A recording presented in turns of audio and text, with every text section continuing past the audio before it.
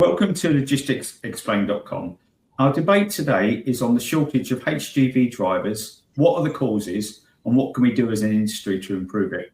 And we're very blessed and thankful to have a great panel of guests. And I just wonder if you could quickly introduce yourselves, guys.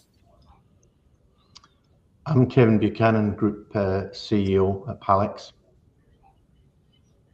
David Cormack, I'm Head of School at the National College for Logistics. Hi, I'm Ben Garrett, Deputy Director of Public Affairs at Logistics UK. I'm Debbie Boo. I'm Director of Public Affairs and Policy at the Road Haulage Association. Jim French, Director of Road to Logistics and also Chair the Trailblazer Group for Apprenticeships in Transport and Logistics. Yeah, good. Thank you again for all your time. Really appreciate that. So we're going to do it in two sections, but the first section is to talk about the current position. So what do people think are the root causes of the HGV driver shortage? Maybe we'll start off with you, Kevin, if that's okay. I think it's a deep and long answer, actually, because it's not one thing. I think it's a social problem here in the UK that drivers aren't seen as a skilled or important function, and that's been the case for many years. So people who went into it because maybe they had less choices, maybe in the military, or they were in a family who had been HGV drivers, but people didn't choose to go and become an HGV driver from school. And then you had a whole period of time where government pushed kids into higher levels of education. So there were more kids getting higher and higher levels of education, and they aspire to do jobs that are seen to be more desirable than socially an HGV driver has historically been seen. It's not like that in North America. I lived in Canada for a few years, and typically an HGV driver over there is a businessman. He owns his own truck. He'll turn over $500,000 a year, and he'll go and sit at a dinner party with a lawyer and an accountant and not be thought any less of. But it's a social problem, as sort of made worse by government not appreciating how important a role it is. Never been any investment into it socially or academically. So the problem has just compounded itself as a result of globalization, because what we've been doing is topping up the need for drivers with people coming in from other countries. And David? I would agree with everything Kevin said, but over and above that, it's sustained pathways. What's happened over the years is there haven't been clear pathways into becoming any kind of driver, and that's over many years. So there's been that compound situation where we've ended up in where we are now, and it is as bad as it's going to get, I think, at this particular moment in time. Thank you. Ben? Yeah, I think it's there's a lot of parallels, I think, between this and many practical, skilled roles across the economy that, just like with drivers, we're seeing an issue with an aging workforce coming up to retirement. Having pre-Logistics UK worked with, in different roles, a lot of sectors that were experiencing the same thing. I think it stems from a shift from a world in which government and related bodies were doing a lot of training, and there were a lot of people, the military has been mentioned here, that's highly relevant, coming into sectors, being skilled, trained up in them, moving much more to privatized economy, which has brought huge benefits in terms of competition and efficiency, but reflecting on what David said, never had the thinking on how do we, in that world of going from, I guess, more long-term surplus skills to efficient, lean, had the training, so the sustained training pathways to kind of bridge that gap, to make sure that we could have the benefits of private sector-led innovation and competition, whilst also not having a sort of hand-to-mouth approach that can come with that business will obviously, to a degree, focus on, so they're not carrying additional costs and they can compete with their competitors. But at the same time, that sort of we lost the working with young people, attracting them into roles piece that needed to kind of like bridge that gap. Thank you. And David B? Yeah, so I'll try not to repeat what other speakers have said, but I guess there are sort of two themes here, aren't there? One is the recruitment of people into the profession, but there's also the retention of drivers. So if we look at the recruitment side, the IHA did a report with Women in Transport looking at intergenerational different generations entering the workforce, so our intergenerational report. And some of the findings of that are very, very helpful, very informative. I think one of the key headlines is the way that young people think about careers nowadays is different. So rather than thinking about a single career over their working life, there is more a view that they will work in a particular industry, in a particular role for a period of time. They may retrain, they may go into a different sector. So the way that people think about work is different to what it was in the past. And I think we need to think about that as an industry, about how we recruit and how we make the industry attractive to people. On the retention side, there are some issues within the working lives of drivers that obviously we as an association campaign on. I think facilities is a big issue.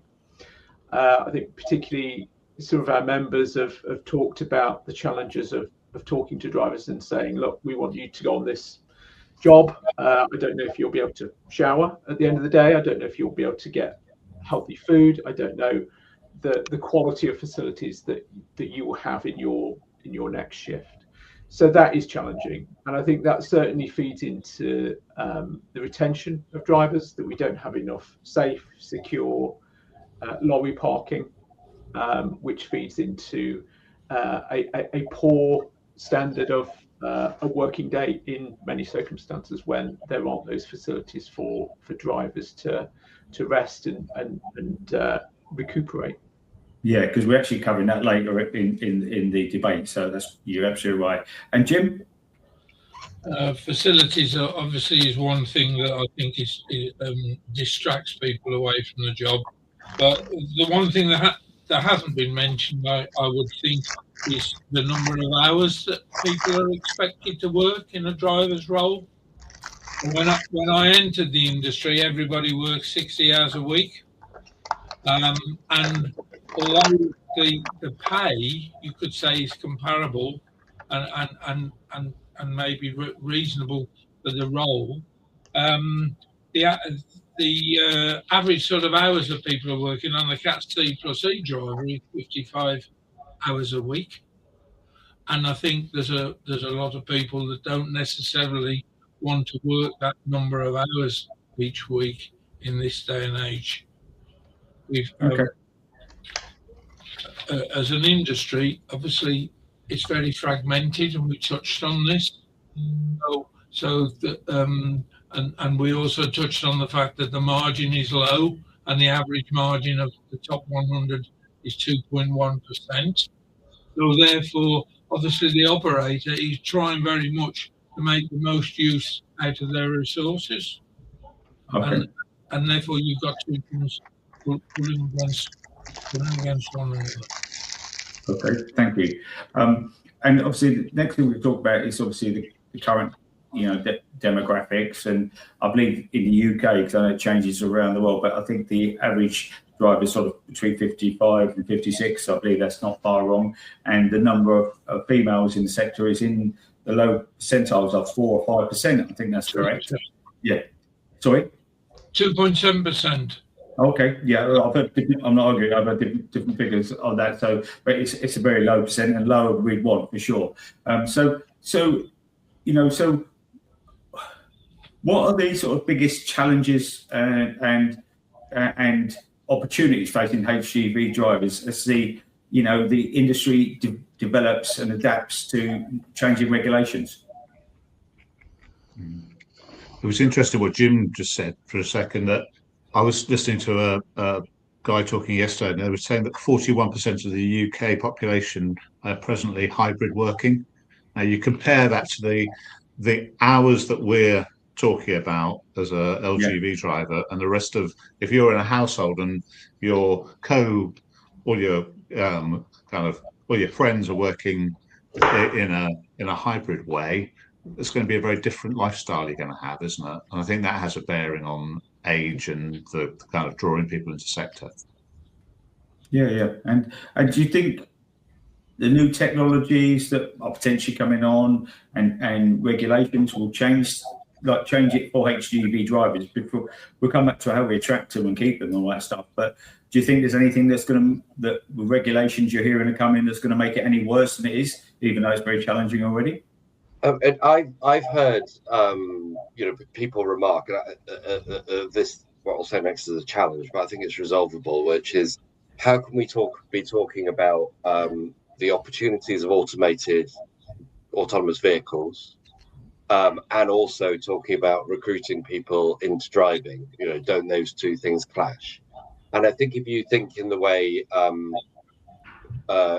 David Boot from the RHA was just talking about thinking about careers differently, then that shouldn't be as much as a challenge that it seems on the face of it. If people are looking for working in not necessarily the same role for a long period of time, but maybe similar, the same industry, and moving around and having a varied career, then it's important that we think about driving as a part of that, rather than having necessarily sticking to a siloed view as, well, you're our driver fleet, you're our warehouse fleet, you're our management fleet, and thinking about how career pathways can include different aspects of those. And if we do that, there is then less of a sort of bringing in technology becomes less of a challenge, and potentially more of an opportunity around the opportunity to do driving differently. In the future that could be remote driving, but also to have a more interesting career pathways, and potentially career pathways that are more attractive to people when they're comparing themselves to their peers, and attractive to a broader demographic than the quite very narrow demographic that is involved in driving at the moment. I think you're right, Ben. The answer to this is to create meaningful careers in transportation and logistics, NVQ through to degree qualifications, and have pathways that might start you at a 16-year-old, move you into a small vehicle license, move you into a larger vehicle license. You may then go on to full Class 1 license, and then take a right turn and go into management or whatever. And I think modular qualifications in our sector will appeal to different people at different parts of their life. So when you're young and you're not worried about being away from home, and you're quite excited the idea of driving a big lorry, that's great. But once you start to settle down with a couple of kids, your wife wants you home every night. So you can take a right turn and go into marketing, going into sales, going whatever. And I think actually that's an opportunity that we have in our sector, because one of the things, and we do a lot of work going into schools at Palex to educate young people who are just about to do their options at 14. And they're amazed at the career diversity that we can offer. And that is one of the key things that we got to tackle, is awareness, and stop having logistics. I mean, most people don't know what logistics is, but even if they got some understanding, it's the wrong understanding. And we've got to polish our image so that logistics is seen as something sexy and something desirable for people to go into. Ideally, starting with the young people, because our age demographic is so high that we do have to get more youth into the system. So I do see that more as opportunity rather than anything else. And I think the technology piece will make it more attractive from young people. Lots of young people love tech, and they don't perceive that's in our sector, which our sector is very driven by it. And in terms of sorry, David. Yeah, I was just going to say that's absolutely why the National College for Logistics was set up, so that it could create clear pathways that gave people more than just one option. So we deliver from foundation learning through to degree level, but we can create a pathway that takes you down the route of going into sales, or if you're going to go into transport or warehouse. And if we look at, I know we're coming on to government later, David, but from a government perspective, investment in training centres, so there are 10 centres of excellence for construction, creating 40,000 jobs between now and 2029.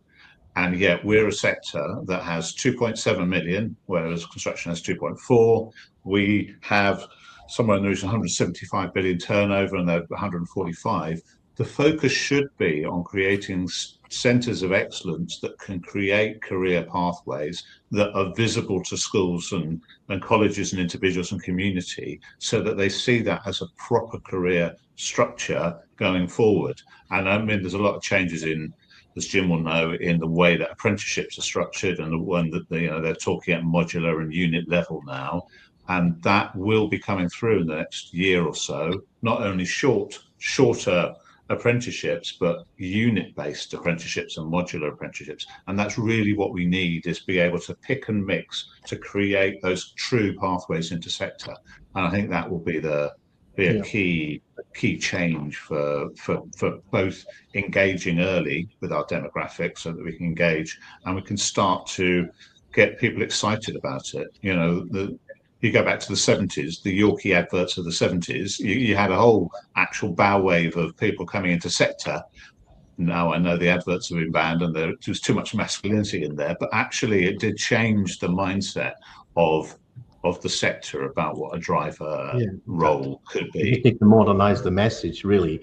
It's not, I mean, okay, the Yorkie thing isn't around it, but if we found that hook that was relevant in that way, a bit like the Glasgow Smiles Better one in the 80s, that transformed Glasgow from the images of the Gorbals to a very cosmopolitan city of culture.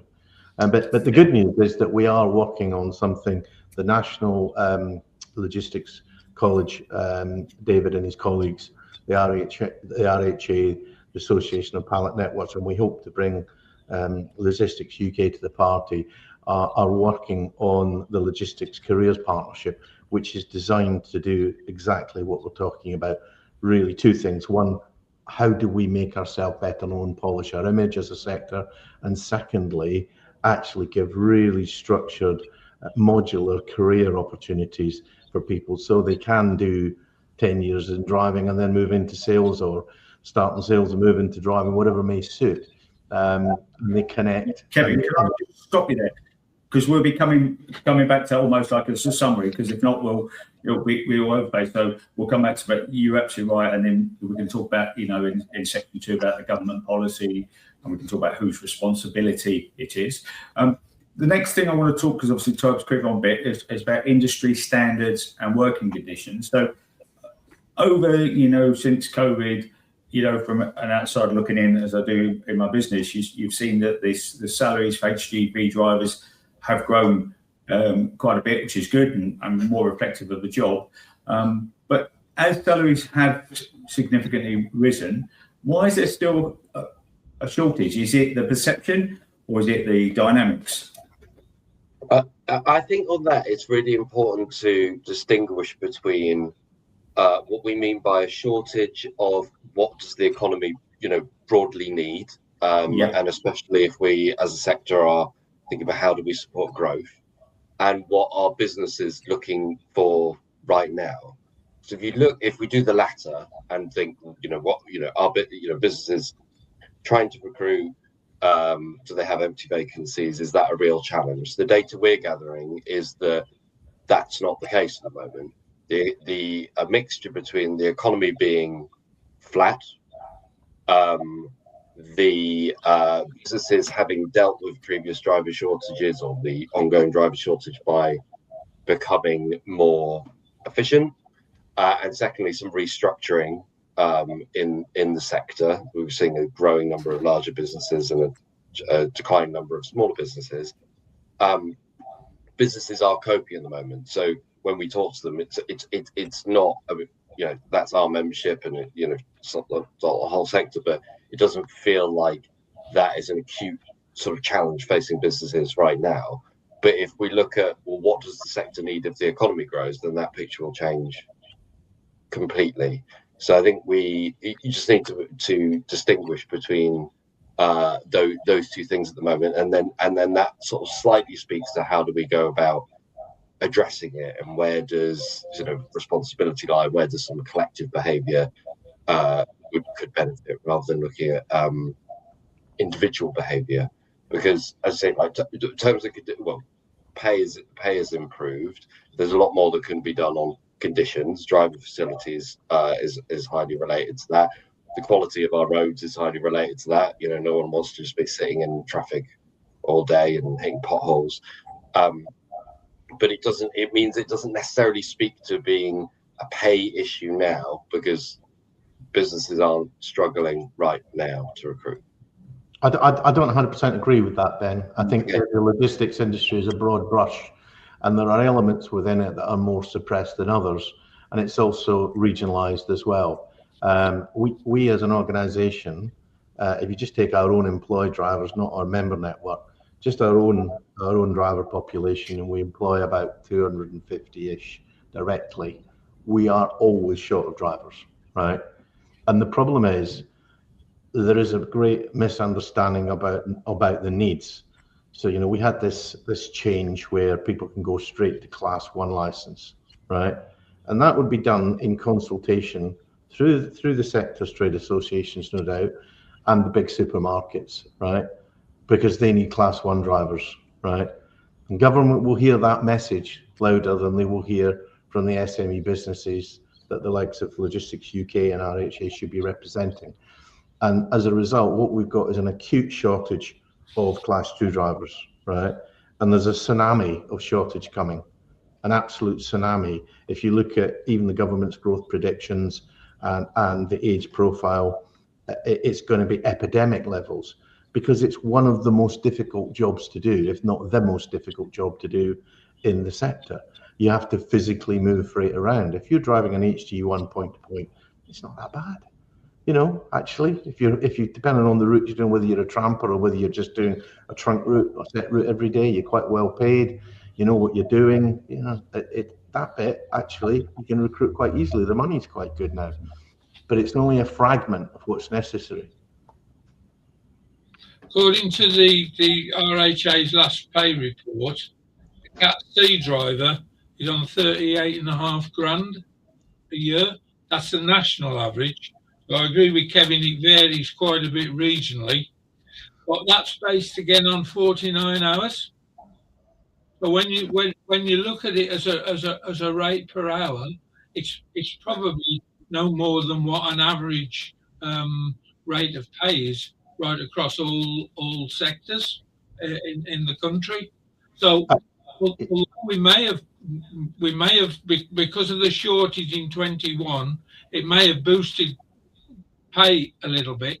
It's still, in lots of respects, I might be arguing here from a union perspective, but when you think about the responsibility that the guy has got, and he's taking out over 100 grand's worth of piece of equipment or whatever, the pay, to my mind, still isn't exactly that great for what he's actually expected to do.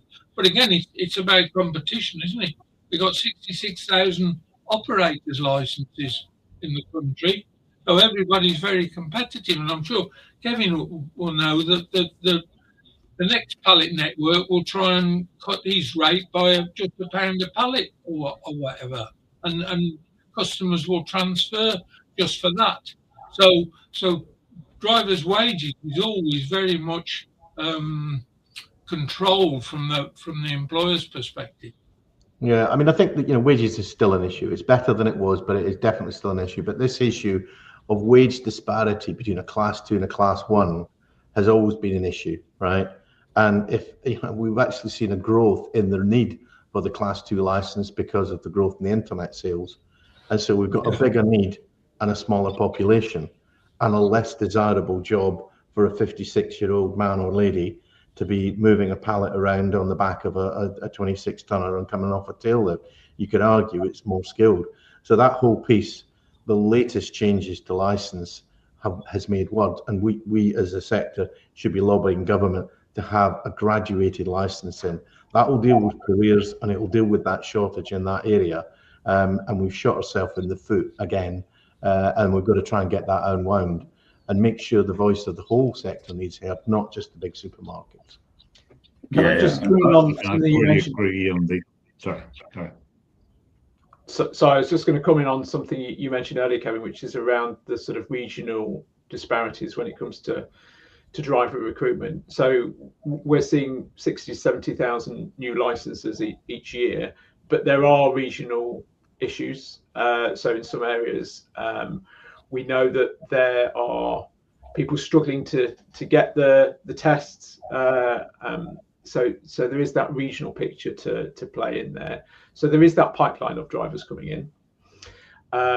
Regionally, there are issues in particular parts of the country. And then to go back to the retention issue as well, I think we also need to think about what those driving conditions are like, which is why with the RHA continue to talk about facilities, because it is something that our members talk about a lot when it comes to recruiting and retaining drivers. So I think that is still something that is at the forefront of many of our members' minds when it comes to that recruitment retention piece, which is the ability to say to their drivers that there are facilities that they can use and they're high quality, and that their driving experience across the weeks, across the months, is a positive one. So can I just go to the next question, Jim, because it's all overlaps with that. So the next question was going to be asking, which I'll morph into two questions, morph into one. So with women only being, a low percentage, between 2 and 4% of the workforce, and very few drivers under 25, has the industry fundamentally failed to modernise its image, which we talked about earlier, which I think it may have, but also, is there an opportunity for the 40 to 55-year-old drivers that are out there to make them feel valued and trusted so they stay longer whilst we replace them? I mean, on the image piece, I think until recent years, there has been a significant lack of investment in raising awareness of roles in the sector. People will know about the Generation Logistics campaign. I think it's just started its 4th year. That's proving very successful at creating a more positive image of logistics amongst young people. It's an awareness campaign, not a recruitment campaign, but amongst that young people, creating that positive view of logistics, but also just fundamentally increasing awareness that logistics roles exist amongst young people, and also amongst the careers advisors that they are talking to. But from the statistics we've got of the success of that campaign, it was working from a very low base. And so we need to keep going from that. It's only just the beginning, and we need to be aware that we are competing with many other sectors that are also struggling to recruit people, and we're also aware that they'll need more people as and when the economy grows. So that's definitely not a job there. That's probably the most important thing we've said today. Is this is not just a sector problem. We have we don't have enough resource to fill the needs of all of the career requirements that the country's going to need to grow. Growth is going to be difficult because there aren't enough people, skilled or unskilled, to do all the jobs that's coming, and we are going to have to compete ferociously. And as David Cormack mentioned earlier, construction, for whatever reason, is seen as more important than transport and logistics in the government size, and therefore they're already ahead of the game in terms of having these 7 centres of excellence. Our challenge is to accept that we're going to compete not with each other for that driver, but that people resource. We're going to compete with a whole range of traditional industries to try and get young people and people from other employment groups that we've not been able to do in the past, like never before. And so doing what we're doing and doing what we've done in the past will be nowhere near good enough. We're not even scratching the surface. We have a tsunami of disaster heading to the sector and the country. If we don't wake up, we're sleepwalking into a scenario that like we've never seen before. The statistics tell you that's what's going to happen.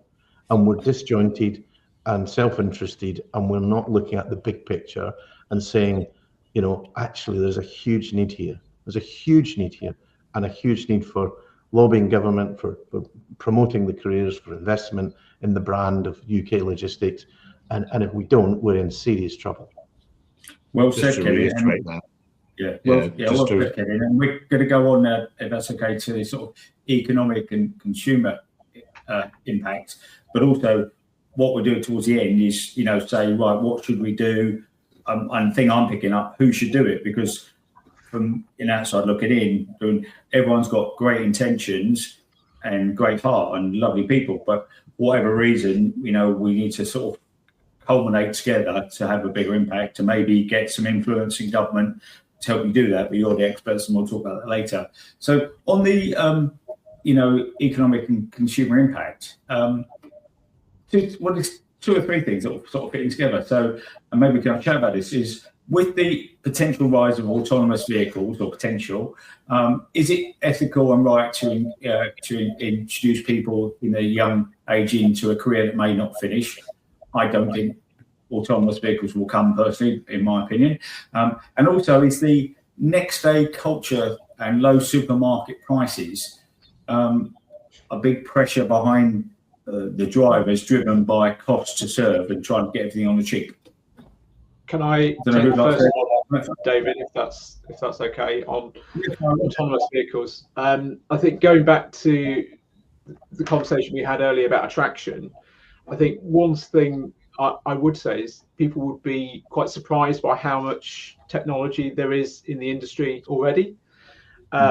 If you look at a modern cab, I was at a member's site last week who just bought a brand new cab. Very proud of it. It has a coffee machine, air fryer. It's a lot different to, I guess, the standard image of what a cab is. So the technology is above where I think public perception is anyway. I think to your point about autonomous vehicles and whether we should attract people into the industry, I would say the way that people view their careers now is very different.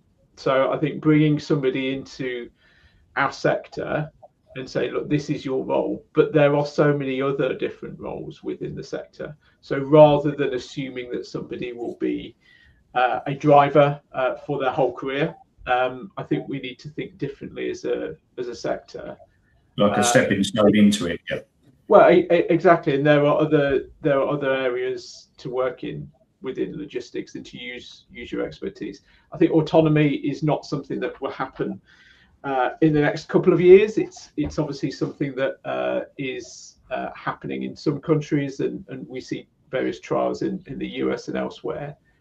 But it's not an immediate change to industry. So I think when that conversation happens, we can say, look, we're a vibrant sector. There's lots of technology that's being used at the moment. There's a huge potential for new technology in the future. But if you come into the industry now, that's not something that will affect your job in the next. David, on that point, there's really two things. Firstly, if we create the career structure where people are able to do right turns into another area, it'll be easy for them to transit. And in any event, we're fixed and fascinated with this HGV point-to-point need, because that's where big business is, and that's where you hear, right? But actually, even when the technology is there, it will be 5 to 10 years before it probably hits market in a meaningful way. The final mile is still going to have to be delivered, and the technology is way nowhere near getting that final mile thing. We're talking about human robots to move a pallet around and all that other stuff that needs to be done.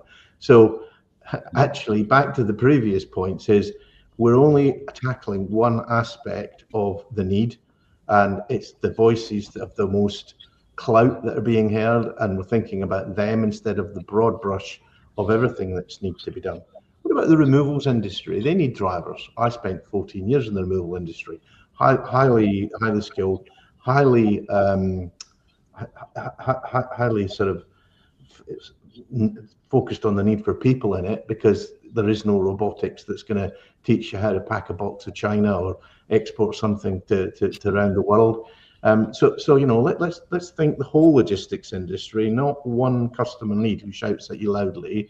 The point-to-point thing will come, but there's still a whole load of other stuff that needs to be addressed, and will need to be. And we're not the only sector who are going through this change. Every sector has, where AI is impacting on their roles, and there's a redesign of pathways and the way that people work. And I think we just need to be mindful of that. And I would reiterate the point that Kevin made about brand. We have to, if we're going to compete with every other sector, we really do need to focus on reinventing logistics as a sector. You know, it's a tech green sector that is gonna, does drive UK PLC, and we've just got to get that brand across every time we're talking. I think Generation's done amazing work on that. It's just now taking it to that next level. Yeah, I think that point, and also the one about the removal of people back in China is really interesting, because, as you said, all sectors are going through huge change at the moment. Some sectors are very hybrid working, desk space. They'll be impacted by, and also some roles in logistics and like that, less than in other sectors, be very impacted by technology in a way that maybe they didn't anticipate being. And though, there's all the development of large language models, there is a sense now that maybe that older view of the growth of technology being robots is actually more about patterns of language and desk-based work. And logistics will probably always have a mix of what is a physical industry, however it's done, the physical and the AI. That means that people will be needed in roles for as long as we can foresee. None of us can foresee what kind of roles, which goes back to that vital point about varied and interesting career pathways. Yeah, you're absolutely right. You're absolutely right. And the last question I'm going to ask you after to Jim on this one, actually, for a reason. I'm going to blend two questions together. So, what policies or incentives could we do to help attract more people? But behind that is, and I think this should HGV driving be treated as a high-skill profession and seen as a high-skill profession, similar to pilots or train drivers or other things? What's your thoughts on that, Jim? Well, I think you'll find that if you look at it in detail, an HGV driver's more restricted in terms of hours regulations than a pilot. So it is a profession.